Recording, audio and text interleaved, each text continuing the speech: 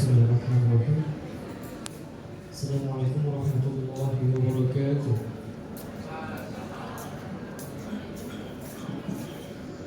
Kepada hadirin yang saya hormati, mari kita berdoa. Saya akan membawakan doa secara Islam kepada Bapak Ibu yang berbeda keyakinan, iman untuk menjunjung.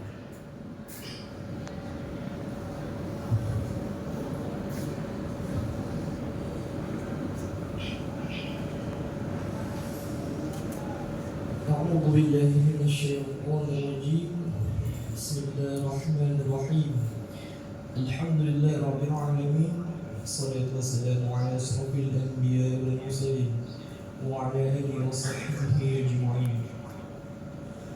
Ya Allah, Tuhan yang Maha Pemurah, kami bersyukur atas segala nikmat dan karunia-Mu yang tiada henti-hentinya. Pada kesempatan yang penuh berkah ini, kami memohon ridho dan petunjuk-Mu dalam melaksanakan kegiatan pada hari ini. Ya Allah, bukalah hati dan pikiran kami, berikan kami ilmu yang bermanfaat, hikmah yang luas, serta kemampuan untuk memahami dan mengamalkan ilmu yang kami peroleh hari ini. Jadikanlah kegiatan ini sebagai ajang untuk menambah pengetahuan dan mempererat silaturahmi di antara kami. Ya Allah, berikanlah kelancaran dalam kegiatan, dalam seluruh rangkaian kegiatan ini. Jauhkanlah kami dari segala hal yang dapat menghalangi keberkahan dan kelancaran kegiatan ini. Mudahkanlah segala urusan kami, dan semoga hasil dari kegiatan ini dapat memberikan manfaat yang besar bagi kami semua, serta menjadi bekal bagi kemajuan kami di masa depan. Ya Allah, ampunkanlah segala dosa dan kesalahan kami, serta terimalah doa dan usaha kami. Rabbana atina fid dunya hasanah wa fil akhirati hasanah wa qina adzabannar. Subhanaka rabbil izzati amma yasifun wa salamun alal mursalin walhamdulillahi rabbil alamin. Assalamualaikum warahmatullahi wabarakatuh. Selanjutnya, menyanyikan lagu Indonesia Raya yang dipandu oleh Richard Gilbert. Kepada Richard, kami persilakan dengan hormat.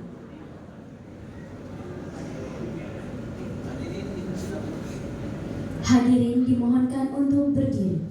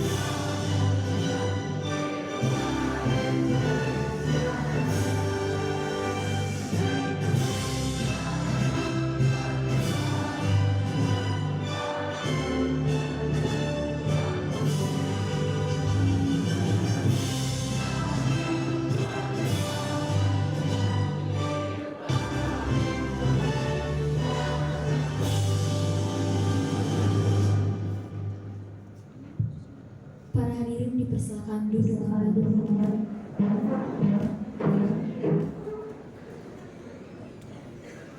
Selanjutnya, kata sambutan oleh Bapak Kepala SMA Negeri 1 Lubuk Pakam, Bapak Fazli Mirwan SPD MSc. Kepada Bapak Kepala Sekolah kami persilakan dengan hormat.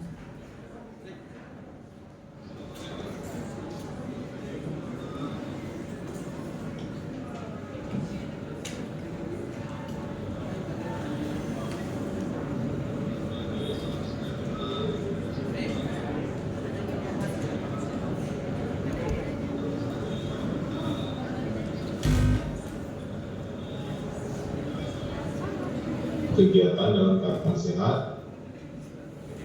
Selanjutnya yang saya hormati Bapak Ibu guru yang berhadir di ruangan aula maupun di virtual, terkhusus Pak Lili dan Pak Ilham sebagai aksi nyata parade kampus yang dilaksanakan pada pagi hari ini. Yang saya hormati dan yang saya sayangi para alumni, Triana dan kawan-kawan, serta peserta didik kelas 12 yang mengikuti acara ini. Terima kasih atas kehadirannya, baik alumni ataupun anak-anak didik kami. Mudah-mudahan ini memberikan kebermanfaatan bagi kita dan kemajuan sekolah secara khusus. Saya apresiasi dengan kegiatan ini. Maaf, hari ini saya melaksanakan workshop di Dinas Pendidikan terkait dengan rujukan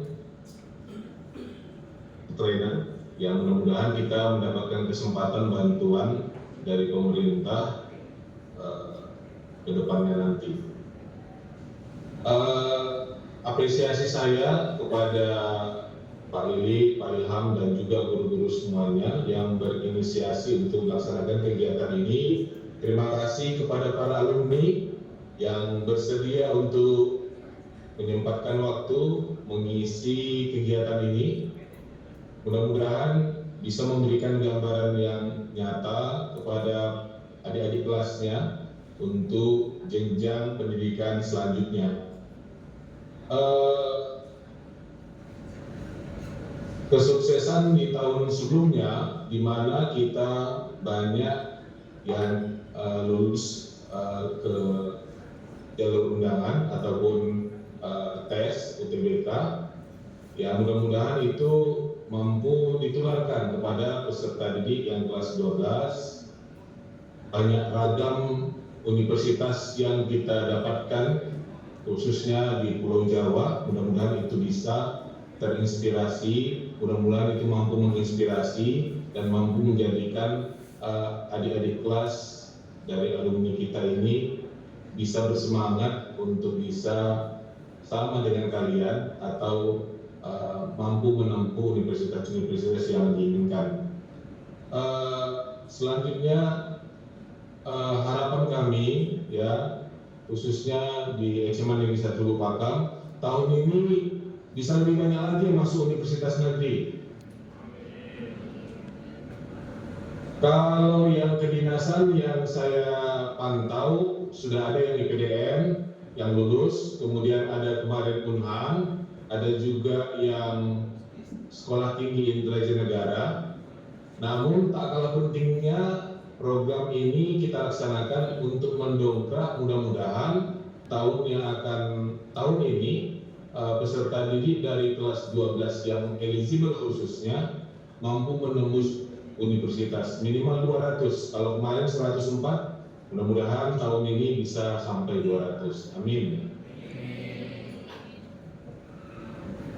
Kemudian pada kesempatan ini mohon kepada alumni kami minta bantuannya supaya dipaparkan juga terkait dengan KIP kuliah, di mana ini adalah kesempatan yang baik bagi adik-adik kelas untuk memahami sehingga mempunyai kesempatan menimbulkan rasa percaya diri bahwa kurang mampu secara finansial tapi bisa dilewati dengan program KIP kuliah. Mudah-mudahan itu nanti bisa tersampaikan.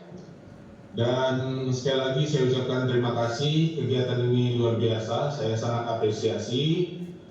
Dan terima kasih kepada Pak Lili dan Pak Ilham yang telah menginisiasi program ini. Mudah-mudahan ini dapat bermanfaat untuk kita dan dapat memajukan SMA Negeri 1 Lubuk Pakam. Terima kasih atas kesempatannya. Wassalamualaikum warahmatullahi wabarakatuh. Terima kasih kepada Bapak Fazli Mirwan SPD MSI. Selanjutnya akan memasuki acara utama, yaitu parade kampus oleh para alumni SMA Negeri 1 Lubuk Pakam oleh Kak Riana dari Universitas Indonesia. Kepada Kak Riana kami persilakan dengan hormat.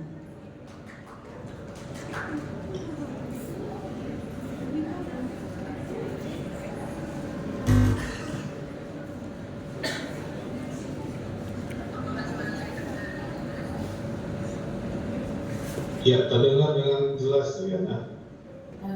Baik Pak, untuk teman-teman yang di awal mungkin apakah saya dengar? Oke, baik sebelumnya yang terhormat Bapak Kepala Sekolah SMA Negeri 1 Lubuk Pakam, Bapak Fazli Mirwan, SPD MSI, yang saya hormati Bapak Ibu Guru, termasuk juga Pak Nazarul Ilham dan Pak Lik yang sudah memfasilitasi acara kita hari ini. Dan juga senang sekali hari ini yang saya sayangin teman-teman sekalian semuanya, baik dari teman-teman yang udah berkuliah yang seangkatan saya dan juga teman-teman semua angkatan 2024-2025 yang akan menjadi calon penerus kami yang semoga bisa jauh lebih baik dan lebih banyak lolos di PTN, amin, di PTN impiannya masing-masing. Mungkin kita udah sama-sama saling kenal di sini, tapi izinkan sekali lagi saya memperkenalkan diri dengan kondisi yang berbeda. Perkenalkan, saya Riana Oktaria Rekonang, alumni SMA Negeri 1 Lubuk Pakam angkatan 2024 yang kini menjadi mahasiswa di Universitas Indonesia Prodi Ilmu Administrasi Negara. Mungkin di sini kita ingin bercerita media santai aja sebenarnya. Nanti mungkin di akhir juga boleh teman-teman kalau mau bertanya kepada saya. Tapi di sini saya mau bagi sebenarnya ada 3 hal yang mau saya ceritakan kepada teman-teman pokoknya gitu. Yang pertama saya mau sedikit cerita terkait gimana sih perjalanan kemarin selama persiapan SNBT. Terus yang kedua saya juga mau cerita sedikit nih apa sih struggle-nya dan gimana saya bisa menyelesaikan itu kalau I fix that. Kemudian juga saya juga bakal bercerita sedikit nih skill-skill adik-adik gimana rasanya setelah 1 bulan saya mengikuti dunia perkuliahan. Nah, gimana rasanya dan sedikit memperkenalkan fakultas dan universitas saya. Baik, langsung aja sebenarnya saya mau bercerita terkait perjalanan saya dulu, dimana latar belakang saya awalnya kenapa saya memilih Universitas Indonesia. Universitas Indonesia itu jadi bagian dari mimpi saya semenjak saya itu duduk di bangku kelas 10 SMA. Kenapa Universitas Indonesia? Karena pada saat itu ada hal yang menjadi daya tarik buat saya. Ketika saya tahu, saya mengamati, saya melihat katanya sekolah kita dari tahun ke tahun itu sulit nih buat masuk di Universitas Indonesia, jarang gitu. Nah, ada rasa challenge gitu buat saya buat gimana ya, kayaknya keren kalau misalnya saya bisa masuk universitas itu dan bisa menginspirasi teman-teman yang lain nantinya untuk bisa kita perbanyak ranah alumni kita di sana di Universitas Indonesia gitu. Itu yang menjadi pemikiran saya selama SMA kemarin. Nah, kendalanya adalah saya harus menerima kenyataan bahwa pada saat SMA ini bisa menjadi bahan bersamaan juga buat teman-teman yang pasti juga dari lab. Saya itu selama SMA itu bukan orang yang pintar-pintar banget secara akademik, teman-teman. Bahkan saya itu kemarin sempat gak dapat 10 besar. Gak dapat 10 besar gitu. Pernah juga di rapot dapat nilai itu 70 gitu. Benar-benar 70-an. Waktu apalagi kelas 10 di mana saya belajar fisika, kimia gitu, dan saya jujur saya punya kendala, mungkin teman-teman ada yang sama, punya kendala pada mata pelajaran tertentu. Kok saya nggak bisa setara gitu ya sama teman-teman saya lain mata pelajaran tertentu. Nah, itu yang jadi kendalanya. Di kelas 3 ini udah mulai sadar nih, saya mimpinya tinggi, tapi kenyataannya kemampuan saya kayaknya belum cukup, saya belum cukup capable, saya belum cukup mumpuni nih kemampuannya. Nah, ini yang mau saya katakan kepada teman-teman juga, buat teman-teman yang mungkin ngerasa, aduh saya nggak cukup pintar, saya mungkin nggak dapat lulusan dan lain sebagainya, nggak saya merasa ketertinggalan dari teman-teman yang lain. Gak ada kata terlambat teman-teman bisa mulai dari sekarang. Dan ini yang mau saya sharing ke teman-teman terkait gimana pentingnya membangun strategi dalam belajar, khususnya dalam mengejar ketertinggalan itu. Nah, jadi selama kelas 3 SMA saya udah fokuskan dan komitmen bahwasanya pada saat itu harus benar-benar fokus untuk apa yang saya mau, target selanjutnya setelah saya lulus di SMA. Setelah saya lulus di SMA saya mau kemana? Saya harus perjuangkan, saya sudah komitmen gitu. Dan pada saat itu yang paling penting nih, yang juga saya komitmen adalah membangun strategi dalam belajar. Nah, dalam ketertinggalan saya itu dan saya ingin mengejar ketertinggalan itu, yang paling penting menurut saya adalah membangun strategi dalam belajar. Kalau mungkin kata teman-teman, oh iya mungkin karena bimbel mungkin ya, bimbel itu ngaruh banget, atau misalnya aduh kak aku gak bisa sama kayak teman-teman yang lain, aku belum punya berkesempatan untuk bimbel gitu. Sebenarnya itu bukan hal yang cukup jadi permasalahan. Bimbel emang membantu kamu, tapi pada dasarnya balik ke komitmen diri kamu sendiri untuk gimana kamu bisa di luar daripada itu kamu bisa membangun struktur belajar yang baik. Nah, bagaimana membangun struktur belajar yang baik itu ada 3 sebenarnya. Yang pertama, saya pada saat itu mengatur jadwal belajar saya. Jadi dari Senin, Selasa, Rabu, Kamis, Jumat, Sabtu itu saya sudah tahu saya belajar apa hari Senin, Selasa untuk tes yang akan saya pelajari. Nah, tentunya ini teman-teman bisa kita buat kalau kita udah tahu nih tes apa aja sih yang diujiankan dalam UTBK. Mungkin teman-teman langkah pertamanya itu cari tahu dulu, emang UTBK itu belajar apa sih, apa yang perlu dipelajari. Ibaratnya kalau tes itu mata pelajarannya apa aja sih. Nah, itu yang paling penting. Dan setelah saya tahu, kemudian saya bagi waktu saya, Senin belajar apa, Selasa belajar apa.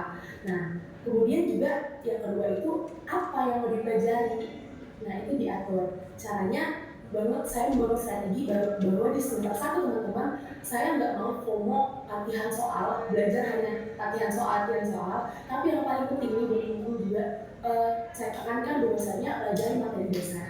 Kalian bisa ngumpulin materi-materi apa aja per tes, misalnya di penalaran matematika itu apa aja sih yang diteskan, kalian cari di sebuah Twitter, di segala macam, saya geometri, operasi bilangan itu kalian pilih semua, dan itu yang selama 1 semester ini harus kalian pelajari.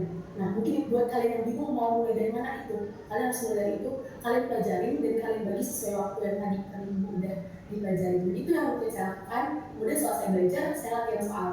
Nah, jadi untuk tryout itu saya jujur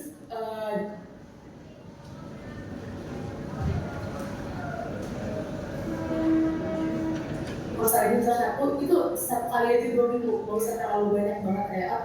Kalian 1 kali 2 minggu aja tryout sebagai bahan evaluasi. Nah, itu sih untuk apa yang mau dipelajari. Dan yang ketiga yaitu gimana cara belajarnya, cara ngatur waktunya. Mungkin teman-teman bilang, aduh kak, kurikulum Merdeka ini susah banget, banyak proyek segala macam, belum lagi proses jadi jujur.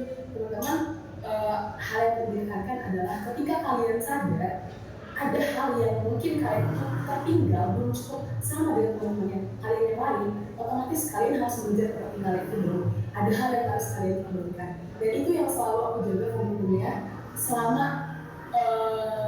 aku SMA ya. Mungkin capek banget, bisa teman-teman bayangin pada saat itu aku pulang sekolah jam 2, aku lanjutnya sampai jam 19.00, sampai rumah jam 8, dan itu sudah ada rundown aku untuk belajar lagi. Nah, itu yang penting sebenarnya. Kita nggak cukup belajar cuma di les aja gitu, karena saya tahu saya masih kurang nih. Teman-teman saya mungkin bisa belajar dalam waktu yang singkat karena mereka udah pintar, dan saya butuh lebih effort lagi buat saya bisa sama kayak mereka atau lebih dari mereka. Jadi kan waktu itu saya korbankan bahkan waktu saya pada saat itu gitu. Karena saya punya satu mindset bahwasanya kalau mimpinya tinggi, jangan mimpinya yang diturunin, tapi usahanya yang dinaikin. Nah, itu teman-teman. Jadi teman-teman harus punya time management yang baik, belajar mengatur time management yang baik. Gak ada yang nggak mungkin untuk mengatur time management itu semua di tengah-tengah kesibukan teman-teman. Selagi teman-teman mau untuk berusaha gitu. Kemudian di semester 2, baru nih teman-teman lebih ketat lagi belajar itu berfokus pada latihan soal, kan udah paham nih materi dasarnya, kemudian di semester 2 teman-teman bisa latihan soal, frekuensi kayak itu ditambah gitu, dan jangan lupa dievaluasi terus. Itu yang saya lakuin gitu selama semester 2, benar-benar berfokus pada latihan soal. Dan juga maaf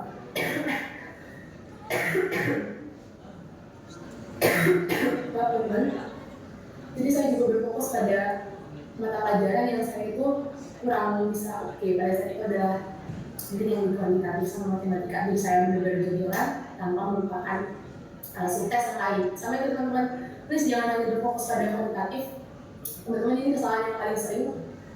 Jadi ketika kalian berfokus pada latihan soal matematika aja, kalian lupa tes yang lain itu ketinggalan.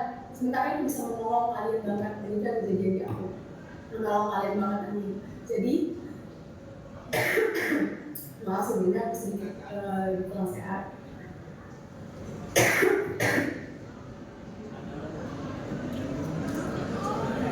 Baik, jadi kalian harus atur gimana caranya aku bisa belajar, menyesuaikan waktu untuk semua tes, dan di sisi lain juga aku harus melaksanakan kewajibanku di sekolah untuk belajar. Nah itu yang teman-teman harus berjuang selama masa SMA ini, walaupun sedikit capek gitu ya. Ini yang kedua, aku mau cerita soal struggle apa sih yang aku alami gitu kan selama proses belajar. Pertama itu pilih jurusan teman-teman. Mungkin ada yang sampai sekarang nggak tahu jurusannya mau kemana, mau milih jurusan apa, kayak aduh, sebenarnya minat itu di mana ya? Terus aku mau berkarir di bidang apa ya nantinya?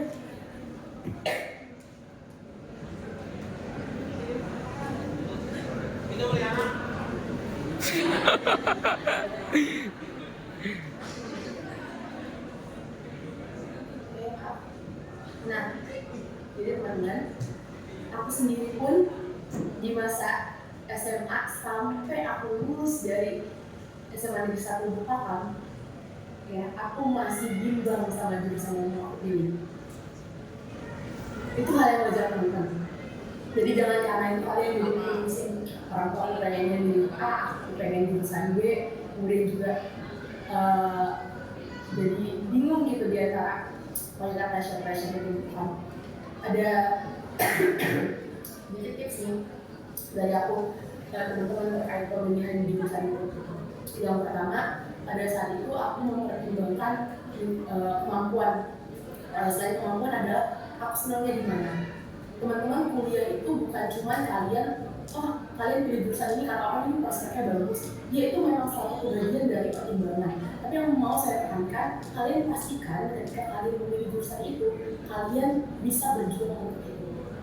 Bukan karena kalian pintar dalam hal itu, misalnya kalian pilih teknik, bukan karena kalian betul-betul expert banget nih di fisika misalnya, enggak. Itu ketika kalian belajar, saya pas belajar fisika, belajar matematika kan jadi walaupun gak terlalu pintar, kalian enjoy jalaninnya, seneng jalaninnya gitu. Aku gak pintar banget, tapi walaupun aku harus belajar susah itu, aku seneng, aku enjoy menikmati semuanya. Jadi itu yang perlu kalian pertimbangkan ya. Jadi kalian harus mempertimbangkan dulu. Yang pertama, kalian mau saintek atau sosum nih. Nah sebenarnya itu dulu ya, kalian mau saintek atau sosum ya. Kayaknya aku ranahnya aku nggak bisa deh hal-hal yang sosial gitu, kayak aduh aku merasa kalau ada penjelasan tentang sosial gitu pikiran aku melayang-layang. Atau misalnya aku bisa nih saintek aku banget, aku dari dulu selalu bilang aku nggak bakalan bisa di saintek karena aku bukan orang yang benar-benar sains gitu, nggak bisa deh. Aku harus memaksakan diriku gitu. Jadi itu yang paling penting teman-teman. Yang pertama dipertimbangkan adalah kalian kira-kira maunya gimana, kalian bisa serta gimana di bidang apa gitu kan. Jangan hanya karena kata orang ini prospeknya bagus, udah situ aja, belum tahu belajar apa, udah situ aja pilih gitu. Jangan ya teman-teman, itu rawan banget resikonya nanti ketika kalian kuliah, kalian nggak bisa bertahan di peserta. Kemudian juga yang kedua itu ya prospek bisa jadi bahan pertimbangan. Kemudian juga kalian mulai tanya kiranya nanti karirnya itu kemana ya, tanyanya itu kalian bisa kontak tuh. Kalian udah tahu nih cari orang-orang kayak aku dulu tuh, aku lihat dulu di TikTok, aku mau anak dari UI jurusan yang aku kayak kepo, kemarin aku kayak kriminologi kan. sebelum dari jurusan aku langsung DM, aku langsung kontak, aku tanya-tanya. Jadi modal nekat aja tapi tetap dengan sopan. Kalau ada kalian kenalan itu lebih baik kalau udah kenal gitu, jangan lupa ditanya-tanya. Kayak ini kan kira-kira arahnya kemana ya sebenarnya, itu penting juga. Terus yang ketiga, tanyain, ya kan harus cari tahu. Kalau aku sama teman les aku dulu itu cari tahu ini matkul belajarnya apa aja sih, jadi aku cari Google ya. Kalau misalnya jurusan aku yang sejarah itu sebenarnya dia kalau nama umumnya itu public administration ya, jadi aku cari tahu apa sih matkulnya ini, kita belajar apa sih gitu kan. Itu penting banget kan. Jadi kalian dapat gambaran, oh ntar jurusan ini aku belajar apa ya gitu, nanti aku sama kalian belajar apa, itu penting banget. Jadi kalian udah dapat gambarannya gitu untuk mempertimbangkan jurusan. Tanya-tanya juga ke kami. Nah, aku kemarin itu bahkan waktu di proyek aku tuh ajak kenalan Katin, dan kemudian aku minta gitu ada kayak info gitu buat tahu ini aku mau semester 8 apa. Padahal jadi aku belum lulus udah minta gitu, aku masih dalam proses sebelum pengumuman. Kamu udah dapat gambaran, oh ternyata ini yang aku pelajarin nantinya. Jadi itu bisa jadi bahan pertimbangan kalian. Nah, kemudian juga yang terakhir itu jangan lupa diskusiin sama orang tua kalian guys, karena takutnya kalian pilih nanti itu bertolak belakang dengan orang tua kalian gitu. Aku salah contohnya ya, aku pada saat itu bertolak belakang banget sama di pilihan aku di SNBP kemarin. Kenapa nggak pilih juga? Karena orang tua aku bukan menentang keras, tapi pas didiskusikan itu tidak sejalan gitu. Kayaknya ada pertimbangan dari orang tua aku yang aduh coba di jurusan lain, kemudian aku mulai membuka peluang lain gitu di jurusan aku sekarang yang tahu nanti. Jadi penting banget karena ya restu orang tua itu penting guys. Jadi seringkali kita nekat nih tapi nggak direstuin gitu, jadi nggak lolos. Itu sering banget kejadian, dan itu udah banyak banget kejadian. Ya kemudian juga kendala selanjutnya ya, kita masuk lagi ke kendala. Setelah itu capek, jenuh, nah itu hal yang wajar lah ya.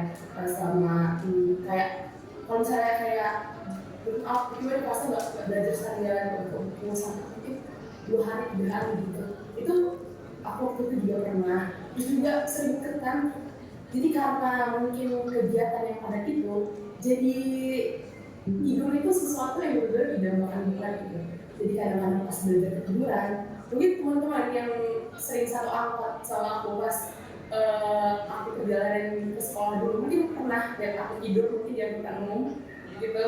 Nah juga teman-teman sekelas aku yang sering ngeliat aku tidur di kelas, kayak mohon maaf banget bapak guru, mungkin ini nggak bagus ya contoh, tapi karena itu di luar dari kontrol aku, benar-benar satu banget, tiba-tiba merem, udah rasa merem. Nah itu adalah kendalanya juga. Jadi aku sebenarnya waktu itu aku berusaha banget supaya aku tuh jangan kedegan dulu aktivitas belajar kayak di sekolah gitu. Kadang aku memaksakan contohnya minum kopi dan bisa bertahan gitu karena guru ngejelasin di sekolah. Kemudian yang ketiga sebenarnya ya gak percaya diri. Bahkan dulu aku merasa kayak aduh kalau aku bilang aku masuk UI mungkin orang masih ngajar estimate aku. Bahkan aku bilang ke guru les aku dulu, ditanya mau masuk apa gitu, kamu coba apa di sebenarnya, kayak aku bilangnya Universitas 9 gitu. Aku bilang aku mau masuk tempat itu dengan tidak aku ya. Jadi aku bilang aku mau masuk situ karena aku gak pede kalau misalnya aku bilang UI dengan gambaran orang pada saat itu aku seperti apa kemampuanku, orang kan kayak senyum, tapi aku tahu maksud senyumnya itu apa, senyum dan nggak underestimate. Nah itu mungkin kendalanya pada saat itu. Tapi yang mau saya sampaikan di teman-teman adalah rasa percaya diri itu datang ketika kalian udah tahu, udah mulai yang namanya berusaha. Nah semakin matang usaha kalian, semakin timbul rasa percaya diri itu. Jadi memang kalau misalnya belum ada usaha ya nggak percaya diri gitu. Kemudian itu mungkin struggle aku pada saat itu yang benar-benar aku harus sesuaikan adaptasi pada saat itu, hingga pada akhirnya rasa lelah itu saat ini membuahkan hal yang manis. Seperti yang guru les aku pernah bilang, gak apa-apa capek-capek belajar selama 1 tahun itu begadang ngabarin waktu kamu, tapi nanti ketika kamu sudah selesai tes kamu sudah menikmati hasilnya. Dan itu saat ini juga aku rasakan. Dan ya saat ini seperti yang kalian bisa lihat di layar kaca, inilah wujud dari usaha dan juga doa tadi, puji Tuhan aku bisa diterima di pilihan satu di Ilmu Administrasi Negara Universitas Indonesia. Dan semoga cerita tadi itu memotivasi teman-teman ya untuk jangan ada istilah hambatan. Oh iya, aku mau ngasih tahu fun fact satu lagi. Buat kalian yang bilang, aduh aku nggak dalam, jadi aku nggak bisa kayak teman-teman aku beli buku. Fun fact-nya adalah aku nggak pernah beli buku SNBP sama sekali selama aku SMA. Aku benar-benar ngomong ini guys, karena apa? Memang aku ada buku dari les, aku belajar dari buku itu kurang efektif.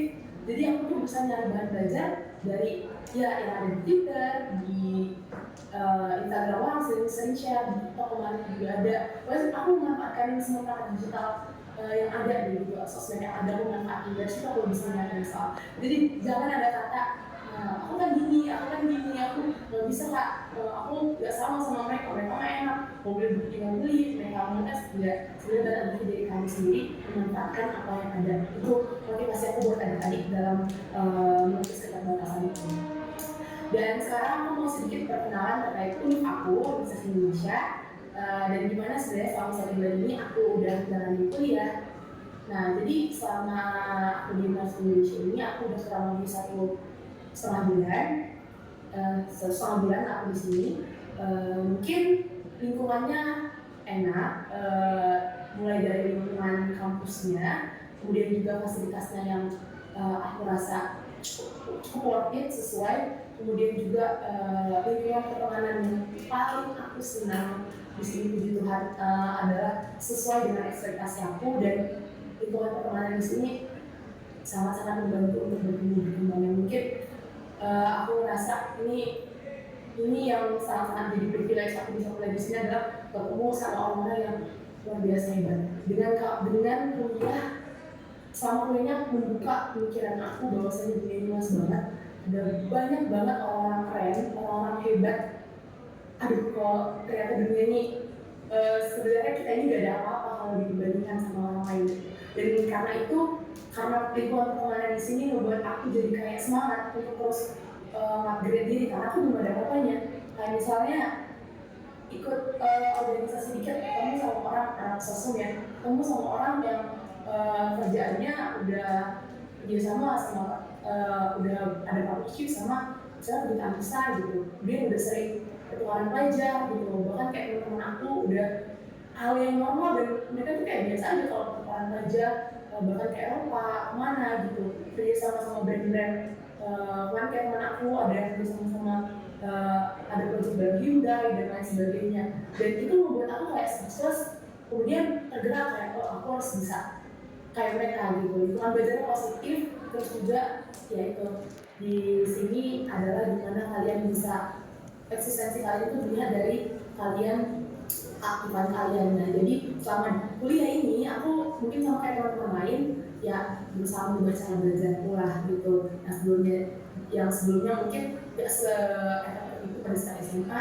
Di sini sebelum kuliah udah harus paham materinya ya gitu teman-teman. Jadi sebelum kuliah itu teman-teman aku rata-rata udah selesai, udah paham gitu. Jadi pas kuliah tinggal nanya doang gitu. Jadi kadang juga di kelas jarang, kalau nggak perhatiin gitu, kita nggak boleh sekalian yang nggak perhatiin gitu. Ternyata mereka udah paham duluan gitu. Kemudian aku mau juga ngasih tahu nih sama teman-teman terkait gimana di Universitas Indonesia itu ada fasilitas lingkungan apa aja sih gitu. Teman-teman nanti yang misalnya akan didengar kantor cuma takut, aduh gede banget gak ya, katanya kan 2000 itu gede banget ya. Setelah aku merasakannya teman-teman pada akhirnya di sini ada banyak banget kayak yang membantu kita untuk rantau.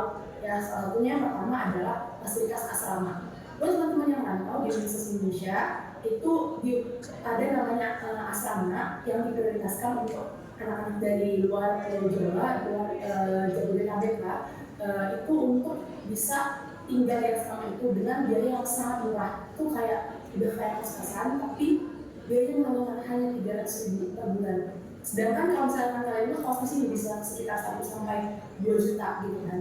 Nah di situ hanya 300.000 udah komplit semuanya, kalian tinggal tidur di dalam.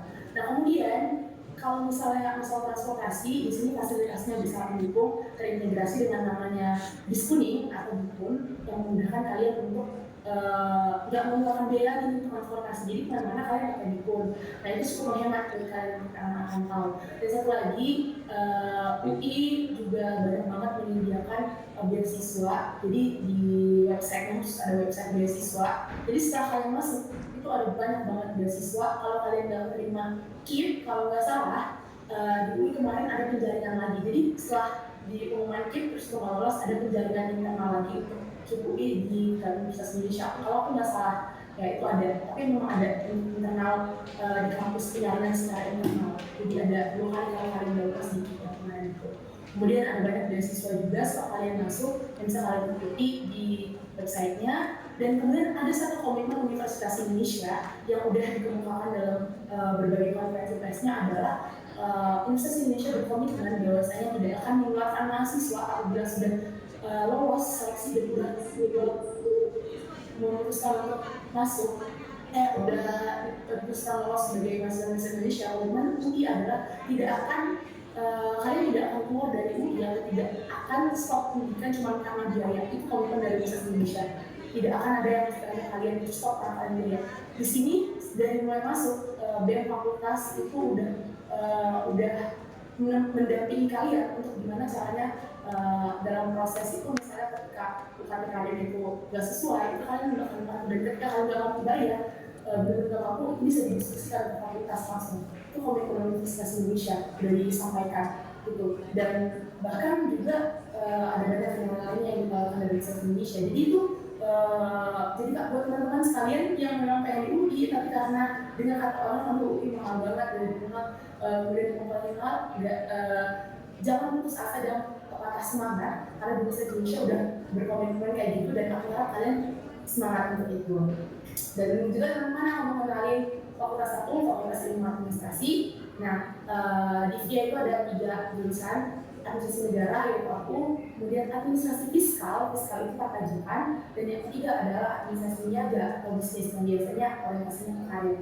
Nah, buat teman-teman yang bertanya soal administrasi negara, itu belajarnya bukan soal surat-surat menyurat ya teman-teman. Administrasi itu jangan salah, kalau administrasi negara itu belajar tentang pemerintahan, kebijakan, tata kelola, kelembagaan, pokoknya belajar tentang pemerintahan lah di birokrasi ini. Dan nanti orientasinya kalian bisa bekerja di pemerintahan, bisa juga menjadi konsultan. Nah ini benar diceritain sama teman-teman aku, dan aku sendiri termasuk konsultan. Kemudian juga bekerja di organisasi publik, non pemerintahan, NGO, non governmental organization seperti Greenpeace gitu misalnya. Kemudian bisa jadi staf ahli, kayak staf ahli DPR, staf ahli atau staf khusus di kementerian. Nah jenisnya teman-teman itu proses kerjanya untuk di administrasi negara. Untuk yang mau belajar sama aku boleh menghubungi aku. Dan akhir kata saya mau menyampaikan salah satu pesan buat teman-teman semua yang aku harap bisa menjadi bahan motivasi. Menyebut mimpi dan cita-cita itu gampang teman-teman, tetapi untuk mewujudkannya butuh pengorbanan, tenaga, waktu, pikiran. Kalian nggak bisa memastikan kemana mimpi kalian akan berlalu, tapi yang bisa kalian pastikan adalah kalian terus berjuang semaksimal mungkin untuk mencapai mimpi itu. Karena mimpi yang tidak diperjuangkan dan mimpi yang tidak dipertaruhkan tidak layak untuk dimakan. Tetap semangat, aku tunggu di OKKUI 2025 teman-teman.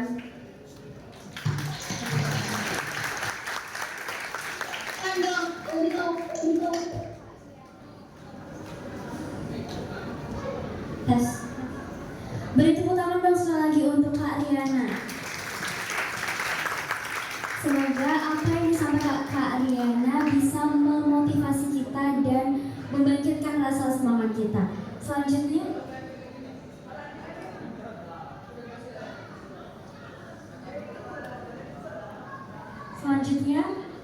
kita persilahkan kepada Kak Nabila dari Universitas Islam Negeri Malang. Kepada Kak Nabila, kami persilahkan. Dimohonkan untuk kepada kakak-kakak atau abang-abang alumni, kita punya batasan waktu agar bisa memenuhi sesi tanya jawab. Jadi setiap narasumber atau pemateri diberi waktu 5 menit ya Kak. Kak Nabila. Kak Nabila dipersilakan.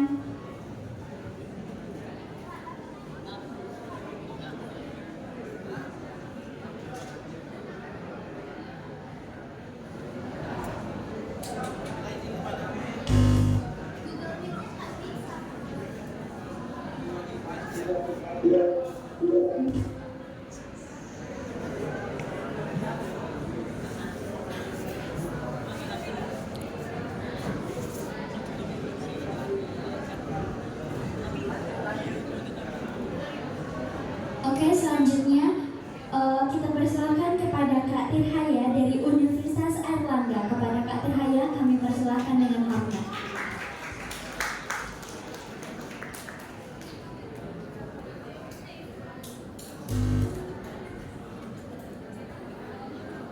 Dan yang terhormat untuk guru-guru sekalian, terutama Pak Nazarul Ilham dan Pak Dedik untuk jadi fasilitator acara ini. Jadi di sini aku secara singkat aja ya, aku ingin menceritakan tentang proses aku untuk masuk Universitas Airlangga dengan prodinya yaitu prodi matematika. Jadi aku ini kan kalian sudah kelas 12 semua ya. Nah, jadi mungkin di kelas 12 ini kalian sudah ada kepikiran kayak kalian aku mau masuk mana ya. Nah, terus kira-kira kalau aku memilih jurusan ini tuh kira-kira cocok nggak ya buat aku. Nah, jadi yang mau aku bilang ini, apa yang kalian pikirkan sekarang itu udah pernah kami para alumni SMA Negeri Ilmu Pengetahuan ini rasain gitu. Jadi satu hal yang ingin aku bilang ke kalian itu harus konsisten dari segi mana, dari segi belajar dan dari segi berdoa.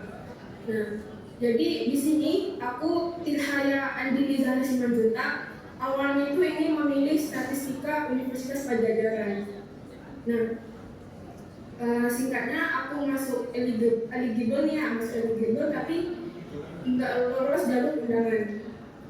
Nah, di situ tuh aku merasa terpuruk banget, kayaknya 3 tahun itu aku sia deh ustaznya. Kayaknya apa yang aku lakuin 3 tahun itu kayak percuma gitu. Terus di saat itu tuh aku juga nggak percaya diri. Aku nggak percaya diri kalau aku tuh bisa lulus UTBK, SNBT. Aku nggak percaya diri kalau aku itu sanggup untuk mengerjakan soal-soal UTBK nanti. Nah, jadi untuk teman-teman di sini yang ada juga lagi kepikiran kayak aku sanggup ya mengerjakan soal-soal UTBK nanti. Gak apa-apa guys, trust the process. Jadi saat apa ya? Sebentar. Aku cuma pengen bilang kalau kalian itu cuma stuck di pikiran kalian sendiri, pikiran buruk kalian sendiri itu sama aja kayak kalian itu mendatangkan kesempatan untuk gagal masuk, untuk gagal gak sanggup ngerjain soal-soalnya. Jadi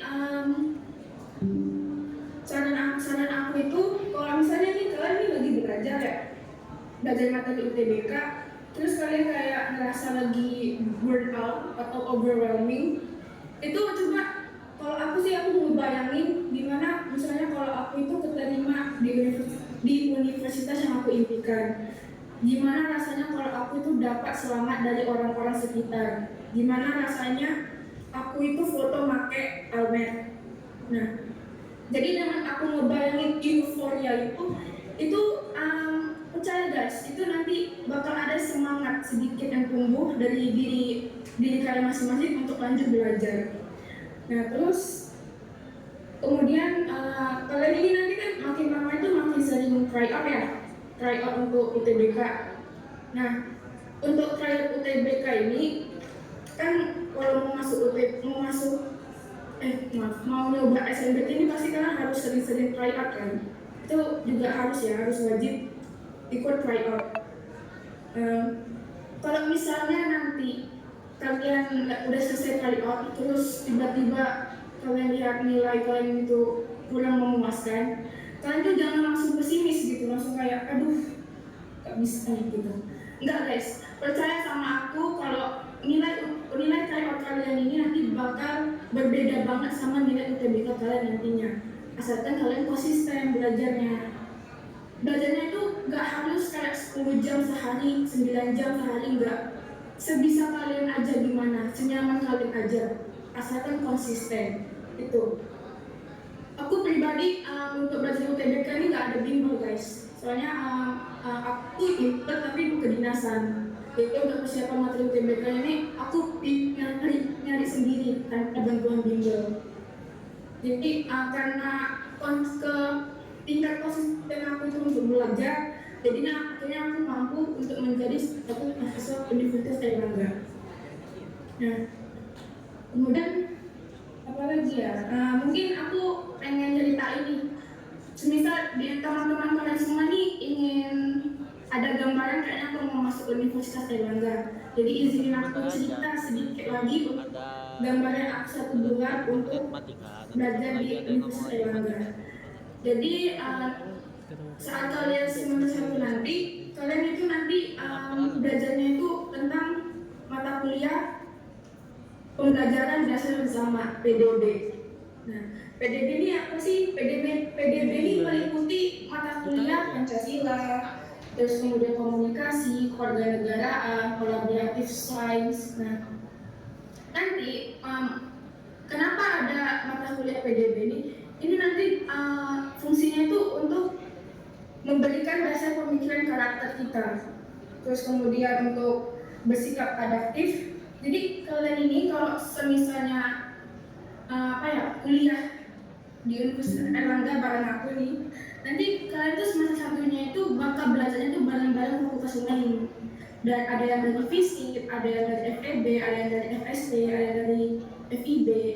Jadi dengan matkul PDB ini kalian bakal belajar sama-sama untuk saling beradaptasi dengan teman baru dan lingkungan baru juga.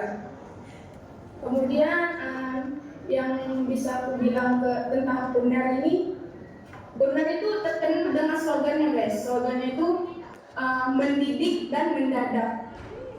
Nah, UNER itu benar-benar mendidik, tapi kalau dalam masalah memberikan informasi atau pemberitaan itu bersifat tuh mendadak banget, kayak tiba-tiba aja gitu. Tapi aku sadar karena sifatnya mendadak gini, aku jadi lebih makin cepat tanggap dalam memperoleh informasi. Mungkin karena aku kan jargon UNER itu excellence with morality. Jadi dengan jargonnya itu UNER itu ingin memberikan ketanggapan untuk mahasiswanya masing-masing. Jadi mungkin cuma itu aja yang bisa aku beritahukan tentang Universitas Airlangga. Mungkin bisa aku jelaskan lagi kalau ada pertanyaan dari kalian semua ya guys. Terima kasih. Oke, terima kasih Kak Tirhaya. Oke, terima kasih Kak Tirhaya. Beri tepuk tangan sekali lagi dong untuk Kak Tirhaya. Selanjutnya kita akan dikasih materi oleh Abang Ganteng, yaitu Bang Nikolas dari Universitas Brawijaya. Kepada Abang Nikolas kami persilahkan.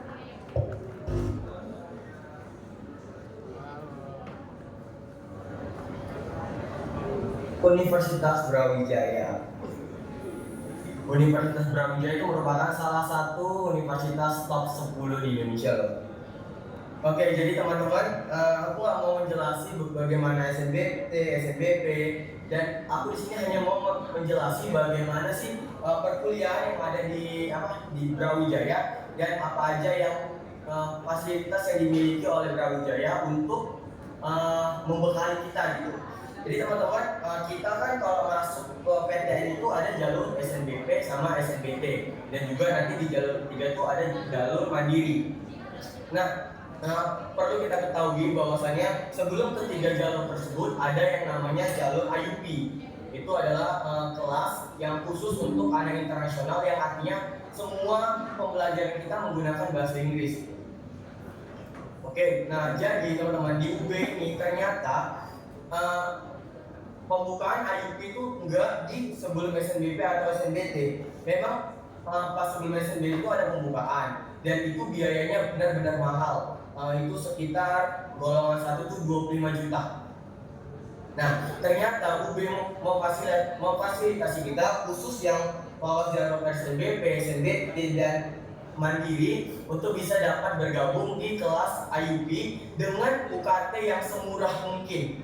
Jadi teman-teman misalnya nanti pada waktu masuk nih di SNBP, SNBT kan nanti ada penggolongan UKT gitu kan. Misalnya teman-teman dapat golongan 2 itu 1 juta. Nah, biarpun nanti pas bulan 8 itu ada seleksi IUP, nah dan teman-teman lolos, itu tetap aja biaya kuliah teman-teman itu 1 juta, nggak ada ditambah sama sekali. Dan nanti di gelar teman-teman itu bukan S lagi, tapi B. Nah, jadi misalnya nih di jurusanku, misalnya aku berasal dari jurusan administrasi bisnis di Fakultas Ilmu Administrasi sama juga kayak Arifana. Nah, jadi di kelas internasional nanti itu bakal mendapatkan gelar BAB, Bachelor Administrasi Bisnis. Nah, jadi teman-teman saingan kita juga bakal dikit gitu kan. Nah, jadi kapan lagi kampus membuka IUP dengan biaya kuliah yang semurah itu? Nah, mungkin teman-teman di sini ada yang ngerasa aku kalau ngerantau itu kurang uangnya, nggak cukup gitu kan. Teman-teman di UB itu tiap fakultas ada yang namanya Kementerian Advokesma, Kementerian Advokasi dan Kesejahteraan Masyarakat. Nah, di situ semua dinaungi setiap mahasiswa itu misalnya dia nanti pas masuk dapat golongan 7 itu sekitar 7,5 juta. Nah, nanti para kementerian yang di Advokesma itu bakal menanya sama kita apakah butuh aju banding gitu. Dan itu bakal benar-benar difasilitasi sampai teman-teman mendapatkan penurunan UKT. Jadi kalau kata orang di UB itu mahal, teman-teman enggak, di UB itu murah, apalagi biaya hidup di sini benar-benar murah. Nah, baru yang kedua, aku juga mau bilang banyak sekali beasiswa yang ada di UB. Jadi kami kemarin waktu ospek dikenali dengan 46 UKM Universitas Brawijaya, dan di situ nanti bakal kita pilih mana yang kita minati. Nanti ada sepak bola, basket, dan juga akan ada Toronto. Beasiswa Toronto itu ada UKM tersendiri. Dan nanti teman-teman dari awal benar-benar difasilitasi, gandeng bareng-bareng dari awal pendaftaran sampai akhir pendaftaran untuk mendapatkan beasiswa. Gak hanya itu aja teman-teman, di Advokesma juga tiap bulan itu bakal memberikan informasi beasiswa. Jadi tiap bulan itu ada sekitar 4-5 beasiswa diupload di IG masing-masing Kementerian Advokesma, dan teman-teman benar-benar bisa nyoba. Jadi jangan pernah takut kalau teman-teman nanti kalau ngerantau uang nggak ada, baru biaya kuliah tinggi. Jadi kita akui bahwasanya di perkuliahan banyak sekali beasiswa, nggak hanya KIPK, kita ada beasiswa Toronto dan lain semacamnya. Bahkan UB juga membuka beasiswa tersendiri dari mahasiswanya. Jadi mahasiswa yang dirasa mampu selama 1 semester itu akan diberikan kotak sumbangan, dan nanti para mahasiswa yang mau menyumbangkan itu boleh banget disumbangkan, dan nanti sumbangan itu bakal diberikan ke teman-teman yang kurang mampu. Jadi biaya mahasiswa itu bakal di cover sehingga mahasiswa itu dapat berkuliah sejahtera di Universitas Brawijaya. Mungkin teman-teman itu aja yang mau aku jelaskan. Saya Nicholas dari Universitas Brawijaya. Terima kasih.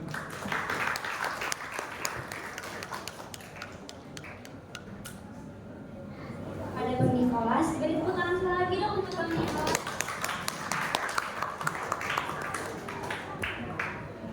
Selanjutnya pemaparan materi oleh Kak Nabila dari Universitas Negeri Malang. Kepada Kak Nabila kami persilahkan.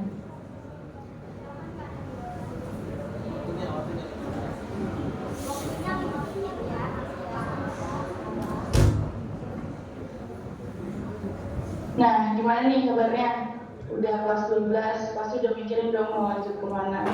Nah, aku Nabila Kirania Putri dari Universitas Islam Maulana Malibu Malang, jurusan psikologi. Di sini mungkin akan memperkenalkan universitas dan fakultas, khususnya di universitas yang mungkin banyak belum orang tahu, yaitu di UIN Malang itu ada yang namanya MAHAT. BTW guys, UIN Malang ini termasuk top 5 dari KIN di Indonesia yang memiliki MAHAT dan mewajibkan seluruh mahasiswanya untuk mengikuti MAHAT selama 10 tahun. Dan di sini di UIN ini memiliki 3 kampus, 3 gedung, 3 kampus. Yang pertama di Malang Kota, yang pertama kedua di Malang Kota, dan yang ketiga di Kota Batu. FYI, Nabila jurusan psikologi sekarang asramanya di Kota Batu, dan itu enak guys. Dan UIN itu tidak mengerikan apa kata orang kayak paling agama terus yang dipelajari gak balance tuh sama pelajaran universitasnya, fakultasnya gitu. Enggak guys, di sini tuh balance antara pelajaran di fakultas sama di mahatnya itu tuh balance. Terus yang kedua,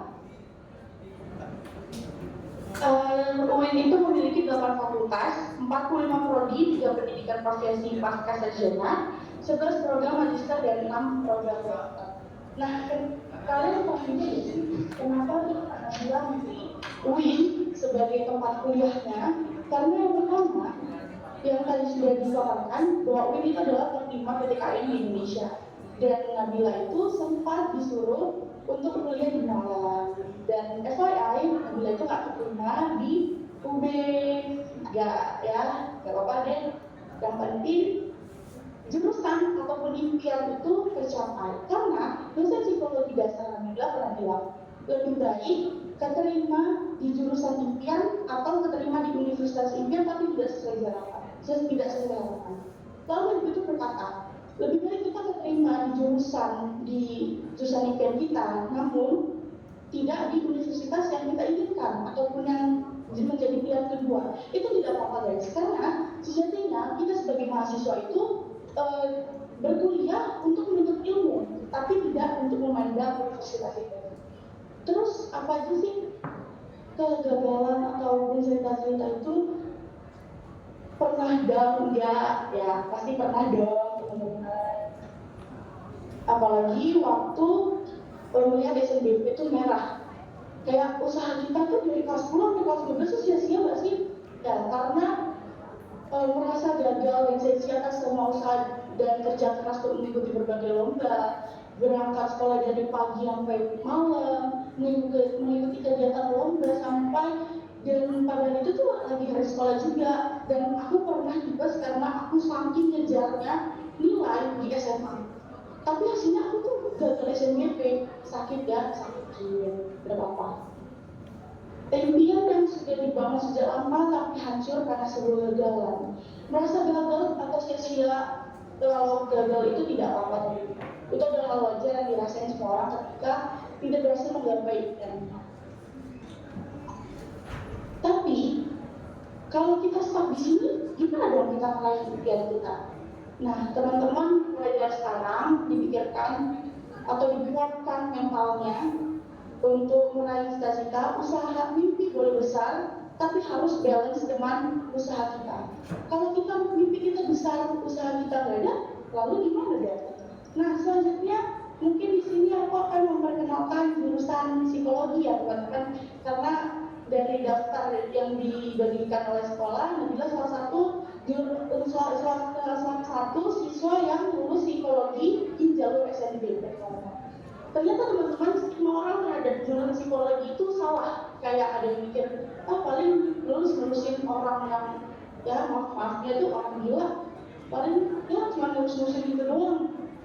Itu ternyata salah teman-teman, dan harus diluruskan. Karena kita dalam psikologi itu kita harus bisa observasi, mulai dari cara bicara, nada bicara ataupun gestur dari pasien tersebut, dan masih banyak lagi yang perlu diamati sehingga dia muncul stigma dari masyarakat yang sudah beredar dan salah dipaham. Selain itu, jurusan psikologi bukan hanya untuk mengurusi orang-orang yang memiliki gangguan mental.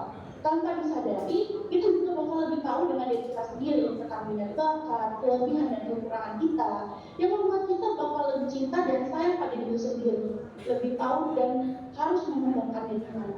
Lalu gimana aja sih rasanya Kak Nabila ini udah 1 bulan ya kuliah di psikologi. Itu seru banget teman-teman. Kayak pendapat orang di luar sana tuh bisa didengar. Kita tuh harus yakin sama apa yang kita impikan, apa yang kita mau, kita tuh harus yakin. Karena urusan psikologi itu tidak semengerikan yang di luar sana. Nah, untuk menutup teman-teman, aku ada kata-kata ini dari dosen psikologi dasarku. Jangan pernah takut akan bermimpi, karena kita tidak tahu mimpi mana yang membawa kita ke jalan kesuksesan. Lebih baik kita gagal dalam usaha kita daripada kita gagal dalam penyesalan. Nah teman-teman, semangat ya untuk mengejar impiannya, mengejar universitas, mengejar prodi-prodinya, semangat ya. Kalau ingin lebih tahu tentang UI dan jurusan psikologi bisa bertanya. Terima kasih.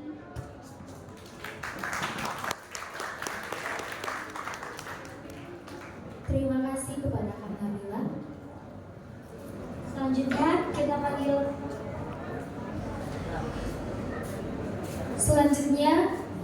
pemaparan materi dari Kak Citra dari Universitas Sumatera Utara. Kepada Kak Citra kami persilakan.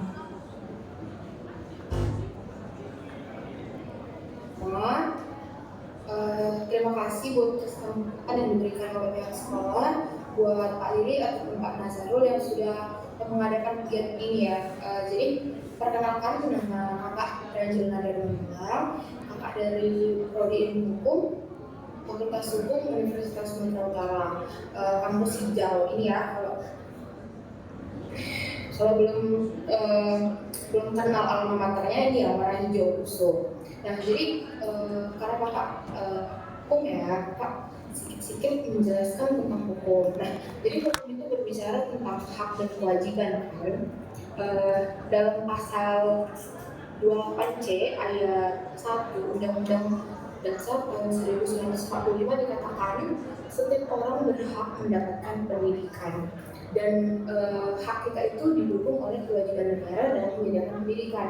Nah, itu tuh hak kita kan, Dek. Jadi sekarang itu bagaimana caranya kita meraih hak tersebut, apakah kita layak? Kakak ada tips, ada beberapa poin cara meraih hak tersebut. Jadi kalau kita mau kuliah itu yang pertama kita harus punya tujuan, kita harus punya mimpi. Kita mau masuk fakultas apa, prodi apa, universitas yang mana. Kita harus mencari universitas mana yang kayaknya cocok untuk kita, lingkungan yang baik. Dan untuk di ini menurut kakak yang udah kakak jalani 1 bulan ini, kampusnya itu sangat oke, fasilitasnya lengkap, memadai, dosennya sumpah ramah kali. Jadi kalau ada yang bilang dosen USU itu killer enggak deh. Terus kalau ada yang bilang kan prodi hukum nih pasti belajar tentang hukum, enggak sama sekali. Memang ada mungkin nanti di semester kedua, cuman untuk di awal-awal sumpah enjoy. Jadi kalian nggak usah takut belajar tentang ilmu hukum. Karena dari prospek kerja ilmu hukum ini sangat luas, yang sama-sama kita tahu bisa jadi jaksa, pengacara, hakim dan yang lain. Adik-adik boleh memotivasi diri sendiri. Aku mau jadi jaksa ini, aku mau jadi hakim. Oke, aku harus kuliah dengan jurusan ilmu hukum. Adik-adik boleh milih USU ini karena USU ini udah terakreditasi unggul oleh BPT. USU ini didirikan ke-7 di Indonesia, universitas terbaik di Sumatera Utara. Jadi nggak diragukan lagi kalau adik-adik punya niat untuk kuliah di USU, jangan dipertimbangkan lagi. Dan USU ini di kelas 1 solusi kalau adik-adik ini kakak ya, orang tua kakak nggak ngasih kuliah jauh-jauh karena kakak itu satu-satunya anak perempuan, anak pertama pula. Jadi kita boleh kuliah di USU karena kalau ada pun yang khawatir tentang UKT yang kemarin isu-isu UKT USU naik, sebenarnya memang naik deh. Cuman dia naiknya itu untuk di penghasilan orang tua yang paling tinggi. Ada golongan tersendiri gitu, UKT-nya itu sangat tinggi memang.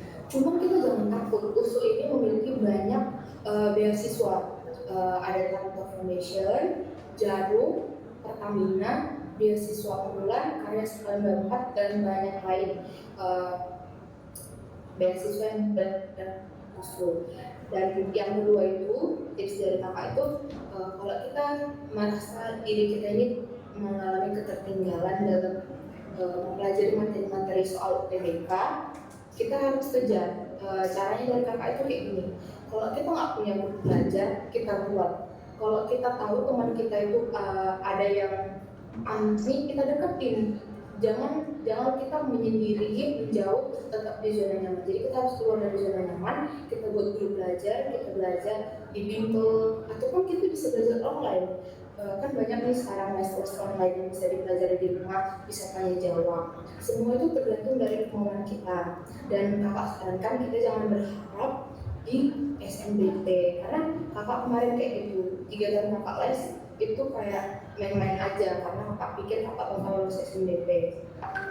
Kita harus langsung apa ya namanya, gantung ini. Kita harus lulus di SNBT, karena lulus di SNBT itu jujur menurut kakak lebih puas, bisa ikut tren JJ, foto dengan Amit itu merasa kayak bangga gitu ya kan. Bukan kakak mau merendahkan yang SNBP ya, cuman itu perasaan kakak kemarin.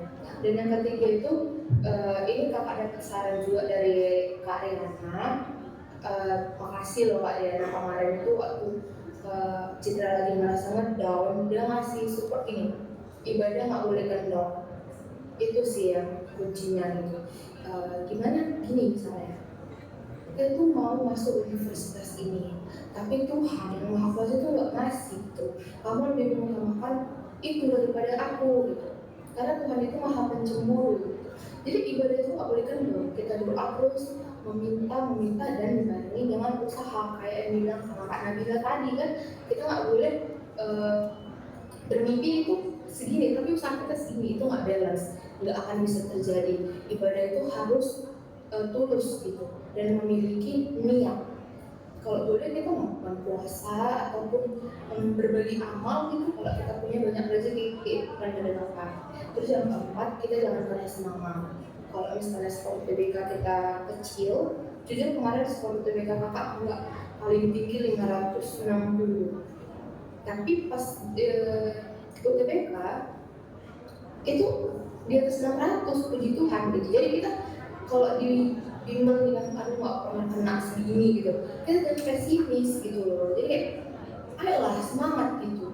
Kakak ini aja bisa kayak gini, kakak ini aja mungkin gini, kak ini aja bisa masuk UI, kak ini bukan keren gitu kan. Padahal sebenarnya itu tuh enggak di dalam ekspektasi kita skor segitu gitu. Aku rasa memang kayak gitu kan, rata-rata kan kak. Kita nggak nyangka kita dapat skor setinggi itu dan kita keterima di prodi yang kita inginkan gitu. Yang kelima itu kita harus belajar dari kesalahan. Kalau kita kemarin agak kesandung di matematika, kita buatkan matematika lagi. Tapi saran kakak jangan hanya buat matematika, kita harus buat berbahasa, bahasa Inggris, bahasa Indonesia, penalaran. Karena itu kalau nilai matematika kita tinggi, tapi nilai yang lain rendah itu kan mumpuni untuk kita masuk ke universitas itu. Jadi kalau untuk promosi kampus ya ini kakak kayak mau promosi itu, USU, Fakultas Hukum itu universitas yang sangat wow.